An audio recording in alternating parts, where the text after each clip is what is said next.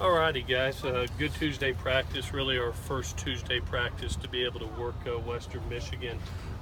We got a little bit of work yesterday in a walkthrough and got to name our captains, which is special to us.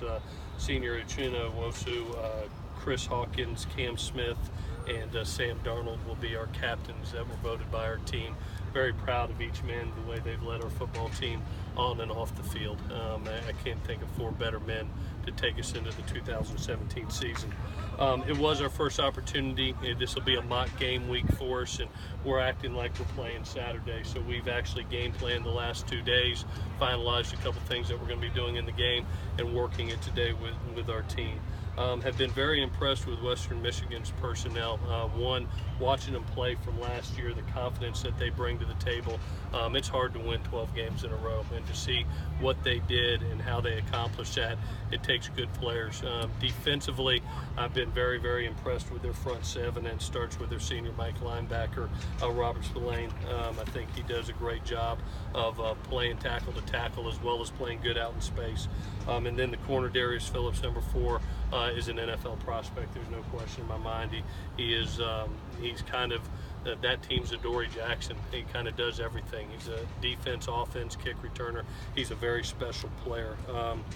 Obviously, offensively, you really got to focus on their run game with two really good backs led by Franklin and Bogan, and that run game really to take a pressure off a young quarterback who's making his first start, and they're really good at running back ball. They've got their coordinator from Indiana who has done a terrific job of running the ball in Indiana, and then obviously Coach Lester did a tremendous job at Syracuse running. So we've got to be prepared to stop a talented run game.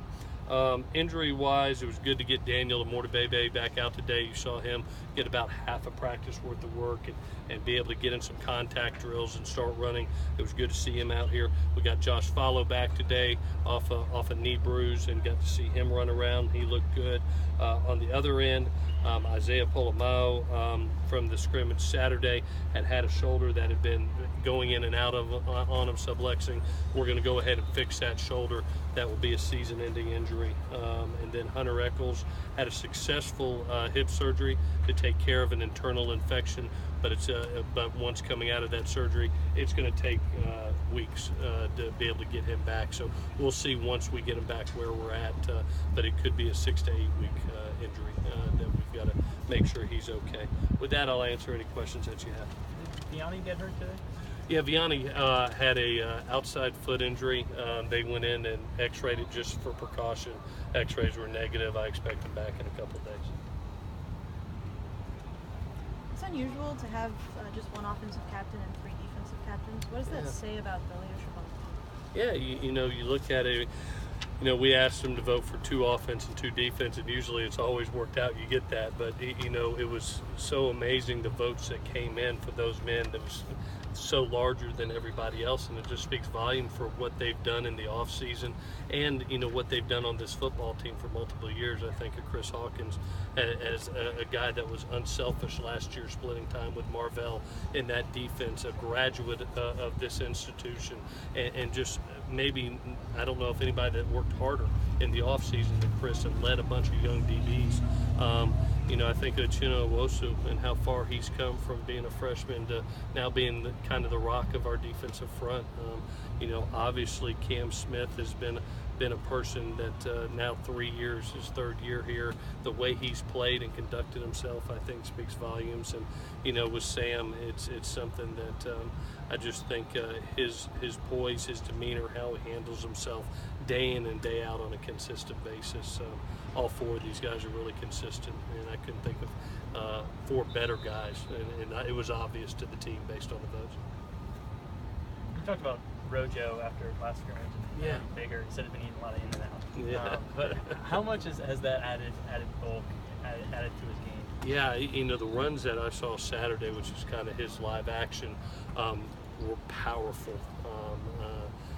Powerful runs where he was not, arm tackles are not bringing him down right now, and looks as about in the best shape that I've seen him with that added weight also. So that's going to only help.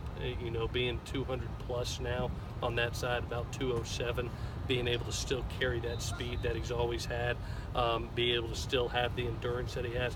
He just looks like a very powerful runner. He had one of his better practices of all of camp today also. So he's right where he needs to be and practicing excessively hard. How much do you have to get the wide receivers synced up with Sam? It just looks like they're still not quite. Yeah, that'd be a good observation that we still got work to do. I don't think we're anywhere near a finished product, and it's gonna. Usually, when you put in a new game plan, Tuesdays are where the most of my hair falls out, my blood pressure goes up, because it's you're putting in a little bit of things, wrinkles that are new, and we've got 2 weeks to be able to iron out those wrinkles and be able to get the 3 to 4 guys that can go out there and function on a consistent basis. And we'll go through this week and set our 2 deep. We'll officially release that 2 deep. Tim, we said Sunday. Sunday we'll release it Sunday, and then we'll go to work next week and hopefully have them a little bit better than it was today. So it's still up in the air on some of those. Yeah, just to see. We've got some injuries, and we're hoping to see where we're at after this week. I got a pretty good feel for the older guys. Deontay and Stephen Mitchell and Jalen Green are playing good football right now, and Tyler Vaughns is playing really good football right now. I'm hoping to see some other guys raise their level. Josh Mortabebe, I thought, did a nice job today.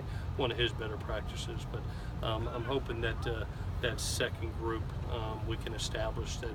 Obviously, at that wideout position, you're hoping that they can get 40 plays apiece and play really fast with 2 groups. Would you rotate more receiver this year? Yeah, one, we have depth, but it's also about guys that can function and produce. So I'm hoping that we can get 6 true wideouts that can go out there, and we're a huge 3-wide team, 11 personnel team, and when we're functioning our best, we have 2 groups of guys that can go out there, and when one raises his hand, the other one goes. We don't even sub. As coaches, they looking at each other and they take off and go, and that's when we're at our best. So we're not at 6 yet. We've got some work to do to get there, but I know that we'll be ready by the first game. Teal have them ready. A year ago, you knew what you had with Juju and even Darius Mitchell. Do you feel like this season it might take a few games before with the receivers you really know what you got? Yeah, I said this before. It reminds me of a couple of years ago when you remember we had that rookie offensive line, and I said, you know what, we're going to have growing pains. It was Damian, it was Vianney, it was Toa, and it was a great class, but you looked at it and you said, they're freshmen. They're going to be out there for the first time at the Coliseum playing Western Michigan, Stanford, and Texas, and they're going to go through some growing pains. And the good thing is we have some veterans behind them to help them and to pick them up, and that's what we're going to have to count on. Is that hopefully they make more good plays than bad. How many plays will be in the playbook, like the day of the game?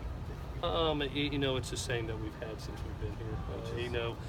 We have a segmented number of runs, which will carry anywhere from 6 to 8 run concepts into a game, and then we're a little bit more heavy in the pass area, just based on, we always like to be able to adjust in game. You always game plan for a couple situations or coverages that you think against Scott, and then sometimes they go, we're throwing something different at you because you're SC, and you better have a plan and a capability to adjust not only at halftime but hopefully in game and after that first series. So our passing game's a little bit more than our run game. One more. So how many would Sam say have to have in his head the day of the game that he would have to know how to run? Oh, concepts? Probably 20 to 30 different concepts that we'll carry. It's the same plays, just different, at a different formations. You may see the same exact play run 3 different ways out of different formations, but it's the same concept.